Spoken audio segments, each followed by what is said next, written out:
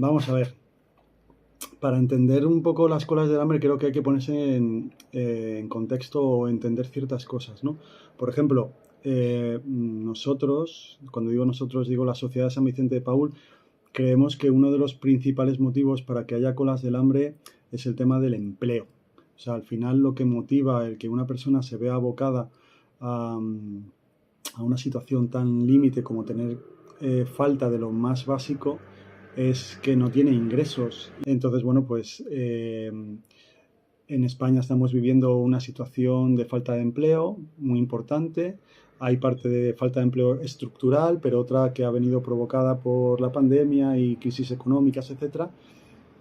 Y en el fondo eso ha hecho que el perfil de las personas que normalmente sufren este tipo de problemática ya no es el que tenemos todos en la cabeza, el estereotipo este de personas sin hogar, que viven en la calle, sino que hay perfiles de personas que previamente a esto vivían una vida muy normalizada, tenían su casa, sus trabajos e incluso vivían bien, con más o menos las comodidades cubiertas, y de repente de la noche a la mañana empiezan a ver que no pueden mantener su nivel de gasto, que no pueden pagar sus cosas, que no les entra dinero y se ven abocados a recurrir a ONGs o a entidades sociales como la nuestra. Nosotros ahora estamos viendo una realidad mucho más amplia. Eh, pues, por ejemplo, como todo está subiendo de precio y como las cosas están desorbitando en ese sentido, pues hay gente que tiene unos recursos muy limitados. Vamos a ponernos en el ejemplo de los pensionistas, ¿no? Hay muchos pensionistas que casi vienen a nosotros porque tienen que elegir entre pagar la luz y comer. Eso se llama, lo llamamos nosotros ayudas de contención, ¿no? Cuando alguien no tiene recursos para cubrir todas las necesidades mínimas y tiene que elegir cuáles puede asumir él y en cuáles necesita ayuda. Para nosotros lo que dignifica más a una persona y lo que le saca de muchos de sus apuros es el empleo.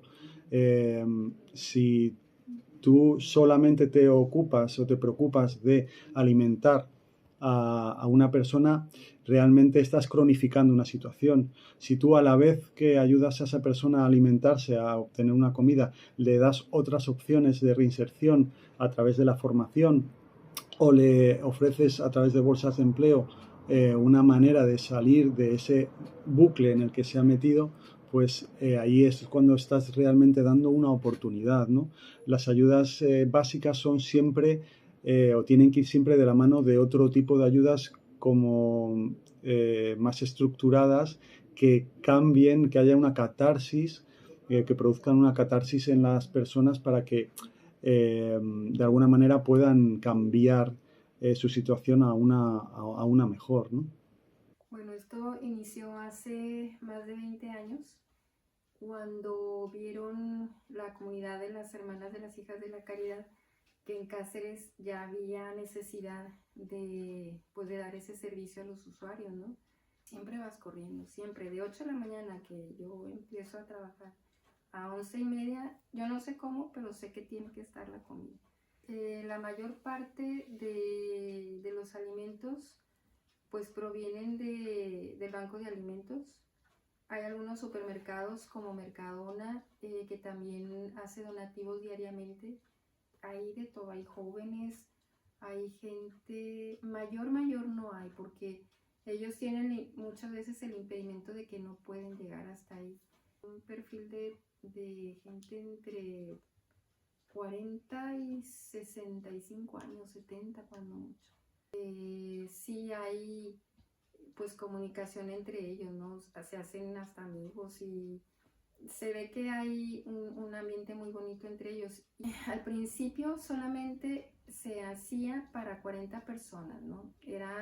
O 45 cuando ya era una exageración. Pero luego en pandemia, pues la verdad es que la necesidad de las personas aumentó muchísimo. Entonces había días que se duplicaba el número de usuarios y luego se triplicó, entonces de 40 a 45 llegamos hasta 120 comidas. Hay mucha gente que no quiere ir porque le da vergüenza, porque, no sé, a lo mejor anteriormente ha tenido, no sé, un buen trabajo, una buena posición económica, pero que bueno, por cosas de la vida, pues llega un momento en el que no tienes, a lo mejor no llegas al mes, ¿no? A mí la verdad me da mucha satisfacción poder contribuir, aunque sea con mi trabajo, la recompensa para mí, ¿no? De decir, mira, pues están a gusto, ¿no?